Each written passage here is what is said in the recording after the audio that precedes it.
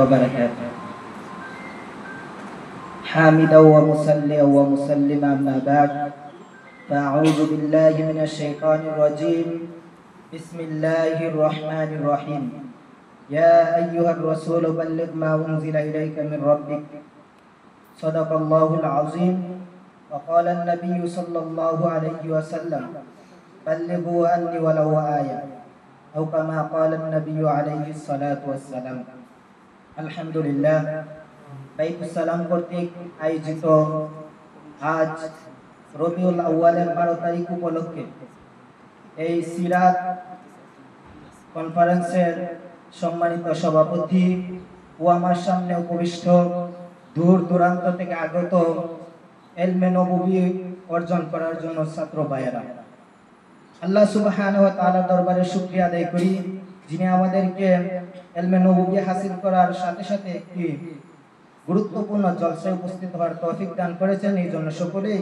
শুকরিয়া আদায় করি আলহামদুলিল্লাহ। আমি আপনাদের সামনে মহানবী সাল্লাল্লাহু আলাইহি ওয়াসাল্লামের দাওয়াতি মিশন নিয়ে কিছু কথা বলবো। রাসূল সাল্লাল্লাহু আলাইহি ওয়াসাল্লাম নবুয়ত প্রাপ্তির পর মক্কায় যে 13 বছর দাওয়াতি কার্যক্রম করেছে এর কিছু মৌলিক মেসেজ আপনাদেরকে আমি শোনাবো।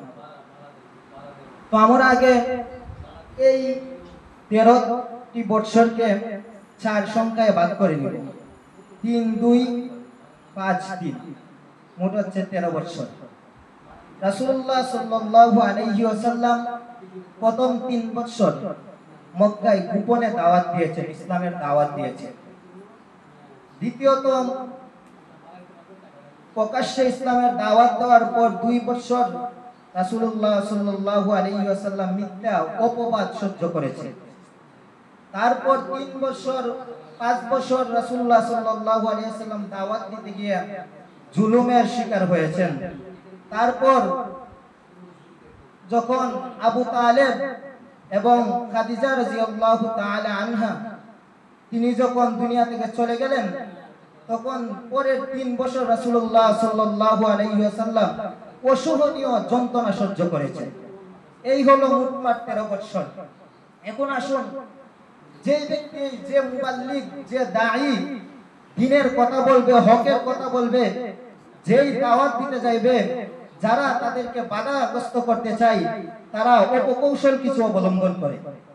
ঠিক তেমনি ভাবে রাসূলুল্লাহ সাল্লাল্লাহু আলাইহি ওয়াসাল্লামকে যখন আল্লাহ তাআলা ওহীর মাধ্যমে বললেন যে পয়গম্বর আপনার কাছে আপনার প্রভুর পক্ষ থেকে যা আসছে তা আপনি আপনার উম্মতদের কাছে পৌঁছায়া দেন, তাদের কানে কানে শোনায়া দেন লা ইলাহা ইল্লাল্লাহ মুহাম্মাদুর রাসূলুল্লাহ। আজ থেকে 360 মূর্তির পূজা চলবে না, আজ থেকে গাছের পূজা চলবে না, মাছের পূজা চলবে না, আজ থেকে একত্ববাদ আল্লাহ তাআলার ইবাদত বন্দি চলবে। এই কথা যখন রাসূলুল্লাহ সাল্লাল্লাহু আলাইহি ওয়াসাল্লাম মক্কার কাফের বেঈমানদের কাছে পৌঁছায়া দিলেন, এই কথা শোনার সঙ্গে সঙ্গে মক্কার কাফের বেঈমানদের মাথাটা নষ্ট হয়ে গেল। তারা ভাবতে লাগলো কিভাবে মুহাম্মদকে প্রতিহত করা যায়। যদি মুহাম্মদকে প্রতিহত না করতে পারি তাহলে আমাদের কাছে আর লাউ কদু আসবে না, আমাদের কাছে আর টাকা আসবে না, আমাদের কাছে কোনো সিন্নি আসবে না।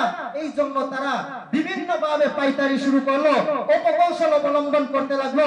যেভাবেই হোক না কেন মুহাম্মদকে এই রাস্তা থেকে দূরে সরাতে হবে।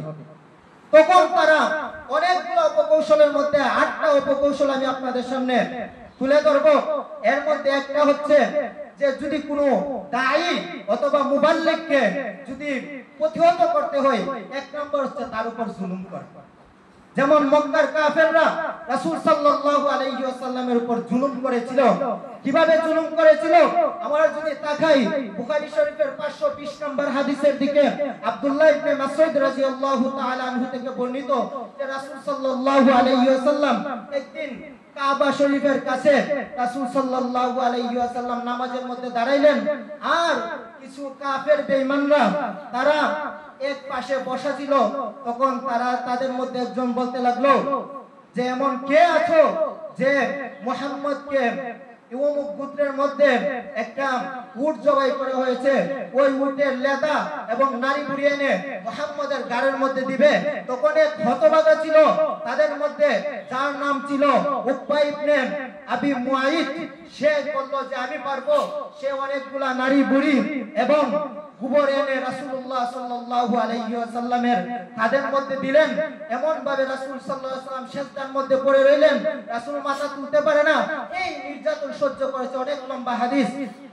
আরেকটা দৃষ্টান্ত যদি আপনাদেরকে দেই, যে বুখারী শরীফের 4815 নম্বর হাদিসের মধ্যে আসছে, ওই হতভাগা উকবা ইবনে আবি মুআইত সে যখন রাসূলুল্লাহ সাল্লাল্লাহু আলাইহি ওয়াসাল্লাম কাবা শরীফের নিকটে আবার নামাজে দাঁড়ালেন, সে তখন একটা রুমাল দিয়ে রাসূল সাল্লাল্লাহু আলাইহি ওয়াসাল্লামের গলার মধ্যে পেঁচায়া এত জোরে খানকান শাদীদা শক্তভাবে যখন টান দিলেন, তখন আবু বকর রাদিয়াল্লাহু তাআলা আনহু আসলো, আয়েশা তাকে সরায় দিল আর বলতে লাগলো, আতাকুলুনা রাজুলা আইয়াকুলা রাব্বি আল্লাহ কদ জাআকুম বিল বাইয়িনাতি মিন রাব্বিকুম, যে তোমরা কি ওই ব্যক্তিকে এই জন্য কতল করবা, হত্যা করবা যে বলে আমার রব হচ্ছে আল্লাহ, আর তোমাদের প্রতিপালকের পক্ষ থেকে সুস্পষ্ট প্রমাণ আসার পরেও এভাবে রাসূলের উপর জুলুম করেছে। এক নম্বর মুবাল্লিগের উপর জুলুম করা, দুই নম্বর হচ্ছে মুবাল্লিগের যারা অনুসারী হবে, যারা তাকে অনুসরণ করবে, ফলো করবে, তাদের উপর জুলুম করা। যেমন সাহাবায়ে কেরামের ঘটনা আছে, বেলাল রাদিয়াল্লাহু তাআলা আনহু, খাব্বাব রাদিয়াল্লাহু তাআলা আনহু, সুমাইয়া রাদিয়াল্লাহু তাআলা আনহা, এমন ভাবে তাদেরকে ভীষণ কষ্ট দিয়ে অনেকে সুমাইয়া রাদিয়াল্লাহু তাআলা আনহাকে নির্মম ভাবে হত্যা করেছে, শহীদ করে দেওয়া হয়েছে। তিন নাম্বার হচ্ছে যারা মুবাল্লিগকে সাপোর্ট করবে, সাহায্য করবে, তাদেরকে হুমকি ধমকি দেওয়া। যেমন আবু তালেবের কাছে গিয়ে হুমকি ধমকি দিয়েছে। সময় খুব সংকীর্ণ, এই জন্য আমি সংক্ষেপে বোঝাচ্ছি। 4 নাম্বার হচ্ছে যে মুবাল্লিগকে অপবাদ দেওয়া। তারা কাফেররা বলতে লাগলো যে মুহাম্মদ হচ্ছে একজন কবি, মুহাম্মদ হচ্ছে একজন গণক জাদুকর, কিন্তু আমার আল্লাহ তাআলা সূরা ইয়াসিনের মধ্যে 69 নম্বর আয়াতের মধ্যে বলেন, ওমা আল্লামনাহু শি'রা ওমা ইয়ানবাগি লা ইন হুয়া ইল্লা যিকরু ওয়া কুরআনুম মুবিন, যে আমি রাসূলকে কাব্য শিক্ষা দেই নাই, আর রাসূলের জন্য কাব্য শিক্ষা করা এটা সমীচীন নয়। এই জন্য শুধু তাই না, আপনি যদি সূরা হাক্কা খুলেন তাহলে দেখবেন 41-42 নম্বর আয়াত, ওমা হুয়া বিকাউলি শাইর কলিলাম মা তুমিনুন লা বিকাউলি কাহিন কলিলাম মা তাযাক্কারুন। রাসূল শায়েরও ছিলেন না, কোনো গণকও ছিলেন না। 5 নম্বর যখন তারা দেখলো যে তা বলেও কোনোভাবেই রাসূলের দাওয়াত মিশন বন্ধ করতে পারে নাই, তখন রাসূলুল্লাহ সাল্লাল্লাহু আলাইহি ওয়াসাল্লামকে তারা বলতে লাগলো যে আন্তর্জাতিক পর্যায়ে তারা বলল যে ইসলামকে বাধা দিতে হবে। কিভাবে?